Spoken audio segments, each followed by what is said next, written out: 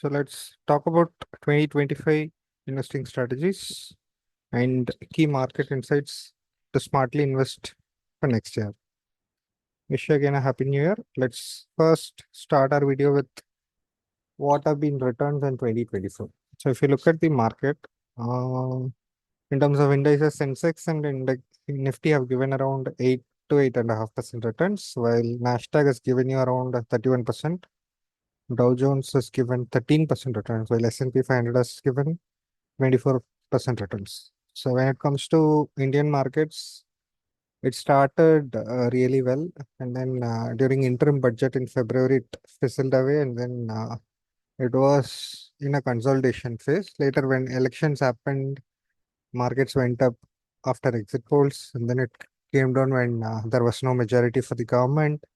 And then when majority was found within one day, it bounced back by 2,000 points, which is again phenomenal. And then things were good.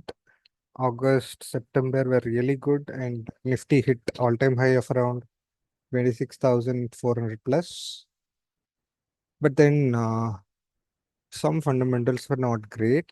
So the GDP numbers faltered, inflation kept going up, and then Q2 was a proper washout.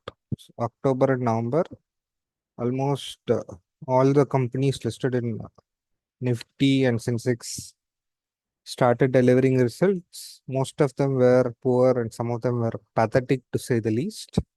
So the market started going down. So we are finishing the year at this number. So Nasdaq is led by an AI and EV wave. So AI, there are 7 stocks: Mang, Salesforce, and Nvidia. They've been doing exceptionally well. So generative AI is one theme where you can look at. You can either play that as a large theme and invest in AI-based mutual funds and generate significant returns, or you can look at companies. So within generative AI, there are multiple opportunities.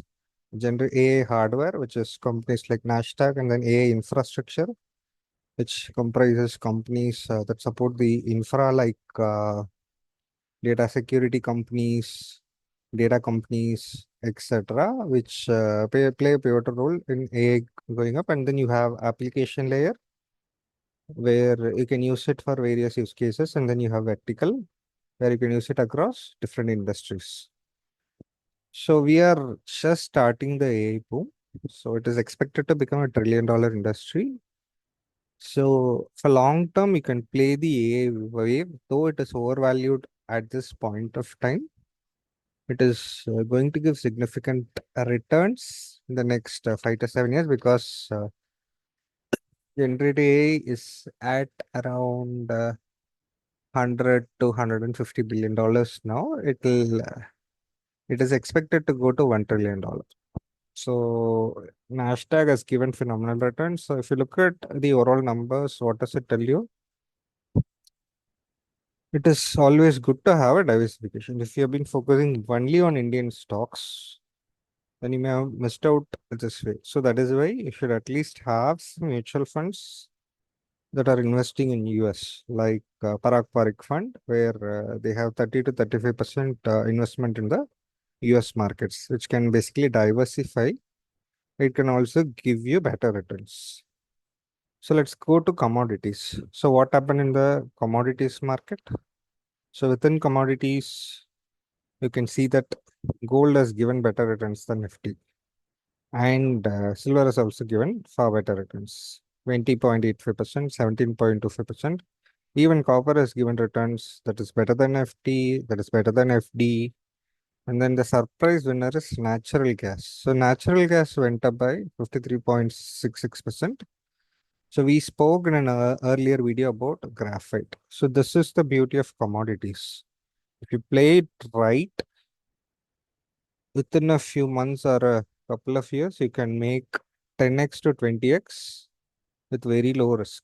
So these are commodity opportunities are low risk, high reward opportunities. So similar to natural gas, graphite can be a wave in 2025, which can give you phenomenal returns like this. So this again tells you the art of diversification. Why diversification is important? One, It plays as a hedge. It gives you risk averse returns. The second thing is it gives you better returns. So investing here, this part of your portfolio would grow much higher. So that is why even if you have a small sum, let's say you have 1 lakh or even 5 lakhs, it is always important to diversify across different asset classes. So now let's talk about 2025. So what's happening now? What is going to happen in 2025? So Q3. So let's talk about Q3. We are going to see Q3 results in late January and February. So IT companies are going to give better returns because of dollar appreciation. And similarly, this is a festive season. Rural demand has picked up. There was a recent RBI latest report which told that economy has recovered. So Q3 is typically a festival quarter.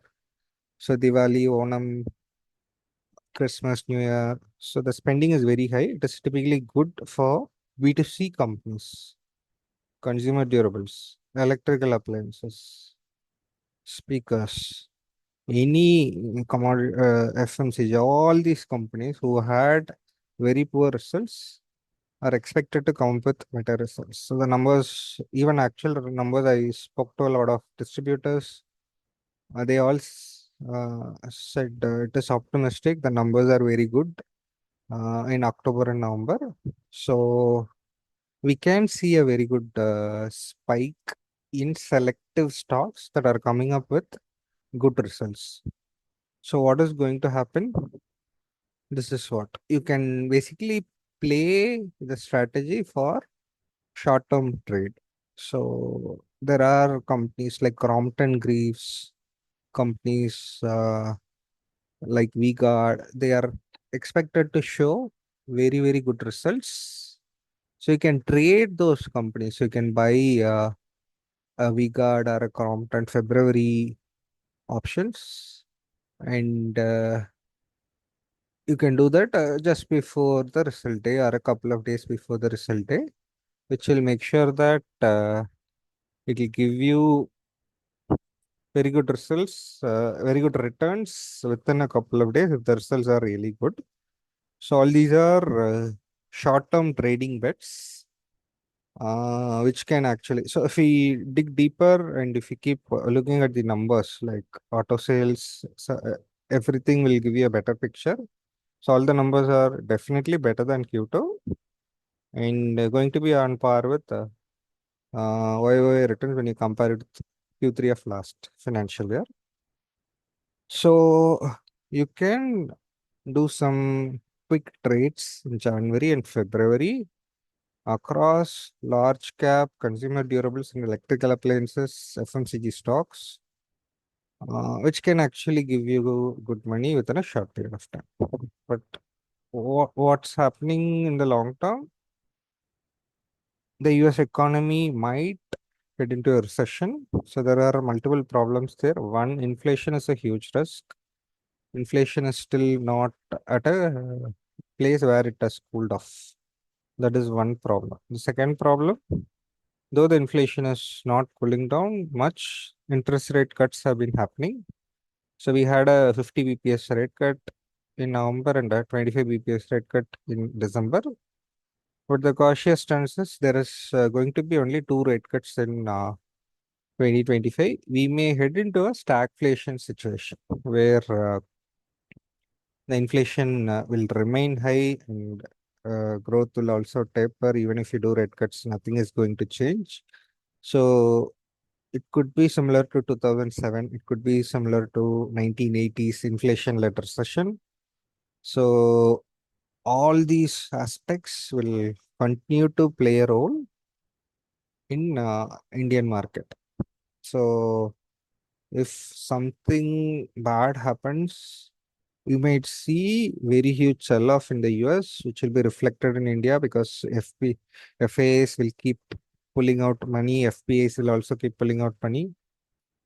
So this is how we should play. So if you want to do, so there are two aspects. One, You'll get a few trading opportunities in January and February. Even Nifty will go up, banking will go up, all the consumer durables and consumer-led, consumer-based companies like HCL, Dauber, all of them are Sera or V-Guard, all of them are expected, Whirlpool, all of them are expected to give better returns. So do some trading, have some short-term bets, focusing on Q3 results, mostly on the call side because all the negatives have been priced in and the results are going to be better than Q2, which was a proper washout. But in the long term, if there is an economy failure, if there is a slowdown or a recession in the US, we'll see a huge correction in India, which could give you a long-term buying opportunity. Have some companies in mind for a 5-year term or a 3-year term. If there is a huge fall, buy them with a 3-year target, 2027, 2028, keep that as a target. So next year is going to be a cautious year. So the same thing. There are short-term trading opportunities. Long-term, remain cautious, stay vigilant, focus on quality stocks. So always keep a 3-year perspective if you want to invest. If there is an opportunity after a correction, start investing more. So mid caps and small caps have not fallen much. Though the Nifty index is down, though large caps, blue chips have come down. The one significant opportunity that is generally considered as small cap and mid cap, but they have not corrected much. We might see some correction there. Don't enter small cap stocks now at high valuations. Only if you're confident of very strong numbers over the next few quarters, only if you are very, very strong of the company's long-term prospects, bet across small cap funds, even small cap companies. Even if you invest in small cap funds, focus on investing in them through SAP. There is a lot of correction that is waiting. While Indian small caps and mid caps are trading at significant valuations, it is not the case in the US market. You can find attractive opportunities in US mid cap and large cap. Though the Nasdaq index, Dow Jones have gone up 30-20%, still the mid caps and small caps in the US have not rallied like how it rallied in India. So there may be some phenomenal multi-bagger opportunities in the US small cap and mid cap space.